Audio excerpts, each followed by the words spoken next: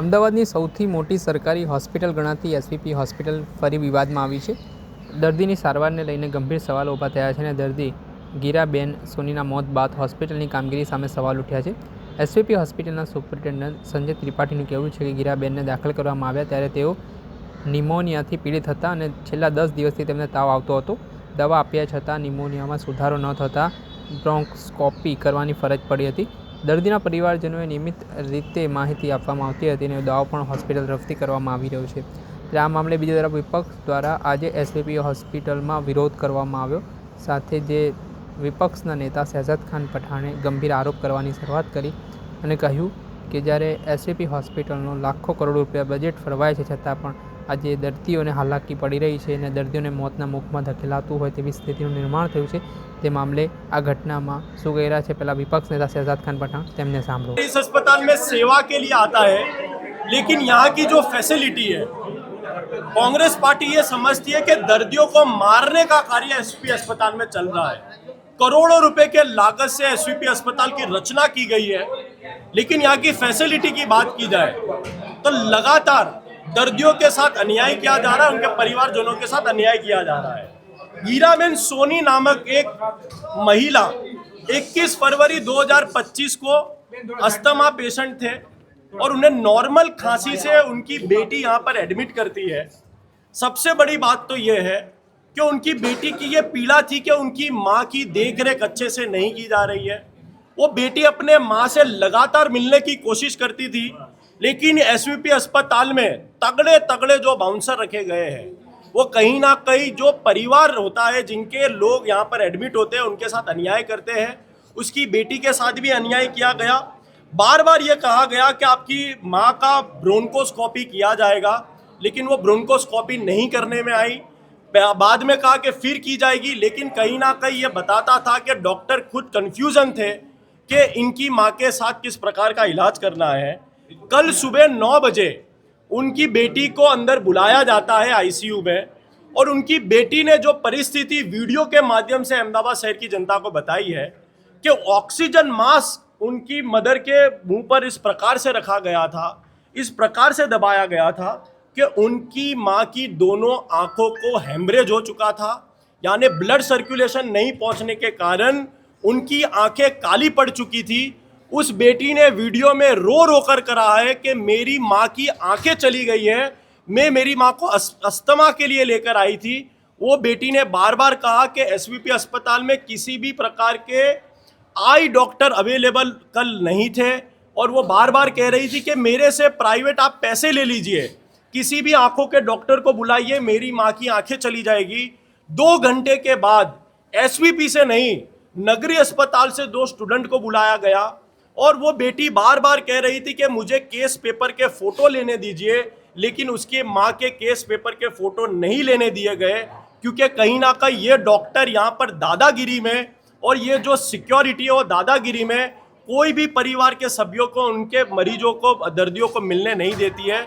और लास्ट में कल 5 बजे उस माँ की मृत्यु हो गई, गीराबेन सोनी की मृत्यु हो गई. वो जो बेटी थी बार बार रोते रोते ये कह रही थी कि मैं मेरी माँ को नॉर्मल खांसी के लिए एडमिट कराने आई थी, लेकिन मेरी माँ की किडनी फेल हो गई, मेरी माँ की आंखें चली गई. एसवीपी अस्पताल की बेदरकारी के कारण पिछले कई वर्षों में कई मृत्यु सामने आई है. एसवीपी अस्पताल लोगों की जान लेने का कार्य कर रहा है. सो कॉल्ड स्मार्ट सिटी का टैग दिया गया है, लेकिन सो कॉल्ड स्मार्ट सिटी में एसवीपी अस्पताल का फेलियर अहमदाबाद शहर की जनता को लगातार परेशान करता जा रहा है. दर्दियों ने करोड़ों रुपए की लागत से एसवीपी अस्पताल की रचना की गई. वीएस अस्पताल जो ऐसा अस्पताल जो गुजरात में सेवा के लिए माना जाता था, वो अस्पताल जो सेवा के लिए माना जाता था, उसको बंद करने के लिए एसवीपी अस्पताल की रचना की गई. अब एसवीपी अस्पताल का टोटल आंकड़ा देखा गया इंडोर आउटडोर का. पिछले 5 वर्षों में 12 लाख पेशेंट ने इंडोर और आउटडोर एसवीपी अस्पताल में सेवा लेने का कार्य किया है. वही दूसरी ओर वीएस अस्पताल बंद होने से एलजी अस्पताल का आंकड़ा देखिए तो पिछले 5 वर्षों में इंडोर और आउटडोर 41 लाख लोगों ने वहां पर सारवार ली है. यह आंकड़ा साफ बताता है कि ये बिल्डिंग ही सिर्फ बड़ी है, यहाँ की फैसिलिटी बड़ी नहीं है. एलजी अस्पताल में 41 लाख पेशेंट आते हो और एसवीपी में मामूली से 12 लाख पेशेंट आते हो, तो ये साफ बताता है कि ये अस्पताल पूरी तरीके से फेलियर साबित हुआ है प्राइवेटाइजेशन के कारण, बाउंसर सिक्योरिटी के त्रास के कारण, डॉक्टरों की परेशानियों के कारण। यहाँ की अहमदाबाद शहर की जनता यहाँ आने से डर रही है कि एसवीपी अस्पताल में यदि एडमिट किया गया हमारे परिवारजनों को, तो एसवीपी अस्पताल हमारे परिवारजनों को मारने का कार्य करेगा। નેતા ખાસ તો રોજના 4 વ્યક્તિઓના મૃત્યુ થાય છે અને આપણે સાંભળેલા વિપક્ષ નેતા શહેજાદ ખાન પઠાણ તેઓ કહી રહ્યા છે કે હોસ્પિટલની બેદરકારીના કારણે નિર્દોષ દર્દીઓને જીવ જઈ રહ્યા છે। તેમણે તો અહીંયા સુધી કહ્યું કે દર્દી ચાલીને હોસ્પિટલ આવે છે અને પછી સ્ટ્રેચર પર મૃત હાલતમાં બહાર જાય છે। આ મામલે શું કહી રહ્યા છે એસવીપી હોસ્પિટલના સુપ્રિન્ટેન્ડન્ટ સંજય ત્રિપાઠી, તેમને સાંભળો। બેદરકારી નથી, હું તમને વિગતે જણાવું તો આ કેસ મેં વિગતે જોયેલો છે અને તેમાં 21 તારીખે જ્યારે દર્દી ગીરાબેન સોનીને દાખલ કરવામાં આવ્યા, ઇમરજન્સી વિભાગમાંથી દાખલ કરવામાં આવેલા છે, તે દરમિયાન તેમને શ્વાસોશ્વાસની 10 દિવસથી ટેમ્પરેચર હતું અને ન્યુમોનિયાનું નિદાન પણ થયેલું હતું અને ત્યારબાદ આપણે જે ઇન્વેસ્ટિગેશન કરેલા છે તેને લગતા જુદા જુદા જે ઇન્વેસ્ટિગેશન થયા એમાં પણ ન્યુમોનિયાનું નિદાન પણ થયેલું છે। જોડે એમણે સીટી સ્કેન પણ તાત્કાલિક કરવામાં આવેલો હતો। આમાં જમણી બાજુના ફેફસામાં ન્યુમોનિયાનો મોટો પેચ હતો અને જે દવાઓ આપવાથી પણ રિઝોલ્વ નહોતો થતો અને એને કારણે આવા કેસ હોય છે ત્યારે જે સ્ટાન્ડર્ડ ગાઈડલાઇન્સ છે એ મુજબ બ્રોન્કોસ્કોપીથી આપણે કફ ખેંચી અને એને તપાસ માટે આપતા હોઈએ છીએ। આ પેશન્ટમાં જરૂરી તમામ એચઓડી દરરોજ રાઉન્ડ લેતા હતા ખરા? એચઓડી રેગ્યુલર રાઉન્ડ લેતા હતા અને દર્દી અને એમના સગાને રેગ્યુલરલી બ્રીફ કરવામાં આવેલું છે। ઇવન સિટીઝન જે દર્દીના બેટી છે એમને પણ અમે રેગ્યુલરલી બ્રીફ કરેલું છે। રોજ મારા દ્વારા પણ એમને બ્રીફ કરવામાં આવેલા છે। સાહેબ જે વિડિયો વાયરલ થયો છે તો એ શું છોકરી જે દાવો કરી રહ્યો છે ખોટો દાવો છે? દાવો ખોટો છે કે નહીં એના માટે અમે તપાસ પણ હવે નીમવાના છે। એમના એક જે આક્ષેપો છે એના માટે વિગતે તપાસ કરવાના છે અને ડેપ્યુટી કમિશનર શ્રીએ પણ આ બાબતે સૂચના આપવામાં આવેલી છે। માસ્ક જે પહેરાવવામાં આવ્યું હતું ખૂબ જ ટાઈટ હતું, આંખોનું સર્ક્યુલેશન બંધ થઈ ગયું એવું પણ આક્ષેપ? ના, એ વિગત ખોટી છે। જ્યારે બાયપેપ માસ્ક લગાડીએ છીએ ત્યારે એને જો ઇલ ફિટિંગ હોય એટલે કે જો બરાબર ફિટ ના થતો હોય તો તેમાંથી લીકેજ થાય અને પછી જે રિઝલ્ટ આવવું જોઈએ ના મળે। એટલે જ એના માટે તો તમે જો વિડીયોમાં જે કીધેલું છે તો એક માણસ પણ જોડે એટલે કે અમારા બ્રધર પણ એટલે કે અમારો સ્ટાફ પણ જોડે એ વખતે દર્દીની જોડે જ હતો કાયમ। દીકરીએ એવું કહ્યું છે કે તેના માતાને જ્યારે આ પ્રકારની ફરિયાદ કરી તો માસ્ક ઢીલું કરી દેવામાં આવ્યું, તો શા માટે ઢીલું કરાયું?